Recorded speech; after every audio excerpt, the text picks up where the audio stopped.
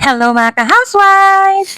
which is just a Greek translation of Sheol. But here's the crazy part. O diba, cellphone agad yung housewife, but about Bible naman. So this is how our day started. Si Moy mapapractice ng song and dance for recognition day for next week. And me, habang si Moy ay nagpa-practice, ay magbabasa muna ako ng Bible. And oops, takpan natin ang aking chest part kasi what I'm bra. And excuse me para sa aking mga braso, mga ka-housewife, which is sabi ng aking husband, hindi daw braso yan, legs daw yan. So, apat daw ang legs ko, mga ka-housewife. So, ang tingin ng husband ko, ako ay si Peppa Pig, okay? So, I read my Bible every day, anytime of the day. So, after namin kumain ng breakfast at makapag-practice si Moy, naglinis muna ako ng sala namin kasi super dirty na mga ka-housewife. And then after kong magtanggal ang mga agyo sa kisame, sa wall, sa mga cortina, sa mga bintana, and sa mga blinds ay nagpunas-punas na ako dito sa mga side sa mga frame namin and sa table.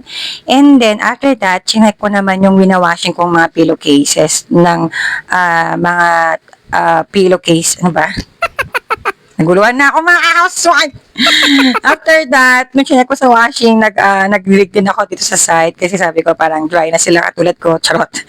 Eto, buti itong pang-dilig namin, itong hose, pwede mo siyang i-adjust kung medyo malayo. Kasi itong ako ay medyo parang 4 to 5 meters away dun sa dulo ng halaman. So, mukhang malapit sa camera pero sa totoong buhay medyo may kahabaan pero naaabot ng aking hose. So, natutuwa ako dyan. So, after ko nyan ay nag-map na ako. Actually, gusto kong ginagamit tong legs ko and basahan pang map mga ka-housewife. Kahit meron naman akong pang map talaga sa floor. Kasi, ito sila, meron akong mga pang-map talaga. Hindi ko ginagamit kasi tamad akong gamitin. Mas parang convenient sa akin kung ito. Tapos nararamdaman ko, feeling ko talaga nakukuskus ng legs ko yung mga dumi sa floor, mga ganyan. Charot. So, ayan, after kong mag-map and malinis yung mga paligid. Itong side naman sa madang TV area ang aking lilinisan. Bakit ka ganyan? Usulog ka. O, diba, pasing-sing pa yung housewife. Siyempre, hindi mawawala ang music kapag nagtatrabaho ang housewife. Ito, naloka ako. Itong aming TV ay luma na at maparetire na. Pero meron pa siyang plastic, mga ka-housewife. We are certified Filipino, mga ka-housewife. Kasi kami ng husband ko, hindi kami nagpapalit ng gamit unless hindi pa nasisira. So, ganun kami ka-practical. Hindi kami basta bili ng bili. Unless talagang hindi kung kailangan talaga, I mean. Ganun kami ka-practical ng aking husband. So, marami kaming gamit na super tagal na sa amin, more than 10 years. At ito naman aking mumoyita, si Senyorita. Nagigahiga lang si girl. Finally, nalagay ko na yung frame namin at pati yung mga teddy bear ay eyeglasses and sunglasses. So, dito na ako sa pinakababang part, mga housewife. Ito naman, pag nakikita ko itong mga plaque ng aking husband, super proud ako kasi you can see that he's a very hardworking man. So, tawag namin sa kanya is my kalabaw. Our kalabaw.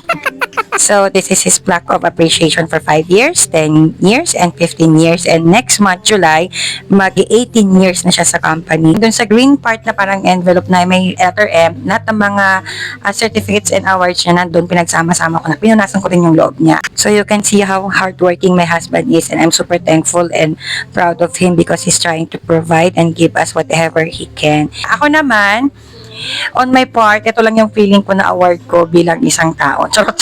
Bigay sa akin ng bunso kong kapatid at ng wife niya. Magjowa pa lang sila noon. So, more than 12 years na to sa akin. And I'm super touched every time na babasa ko. Thank you so much, my brothers and sisters. Brother pala. And this one, June na, pero wala pa akong sweldo. Charot. So, and finally, natapos ako doon. And in this time, magpupunas ako ng mga upuan. Maganda po ang white, pero ang hirap i-maintain. And finally, napunasan ko na lahat, pati mga unan. Ibabalik ko na lang yung pillowcases later. Ang bilis ko magsalita kasi namamadali na ako mga housewife kasi ulan na.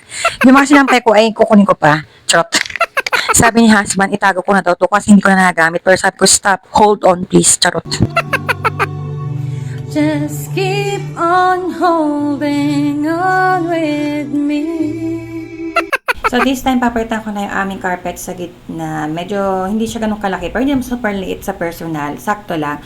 Pero hinahanap ko yung isa. Ito naman yung pinagpalitan ko na medyo madumi na. Ito naman yung bagong ilalagay ko. Pero may hinahanap ako dyan na carpet, mga ka-housewife. Kulay white siya na favorite namin noon. Pero hindi ko alam kung saan ko nilagay o yung husband ko kaya ang nagtago noon.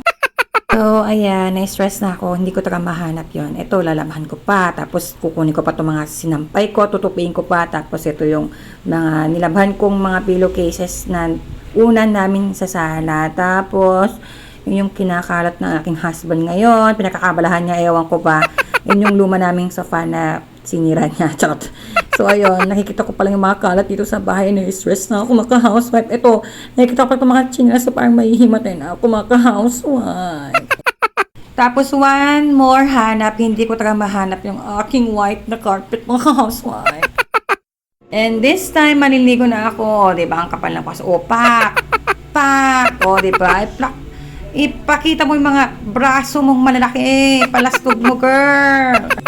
So, fast forward na mga housewife, hapon na at dapat makapagluto na ako para pagdating ng aking husband ay makakain na kami ng mas maaga. Para maaga kaming makahiga kasi every morning maaga siyang pumapasok. So, para enough yung sleep niya. So, this time nahugasan ko itong mga dahon ng kamote kasi isasalad ko sila.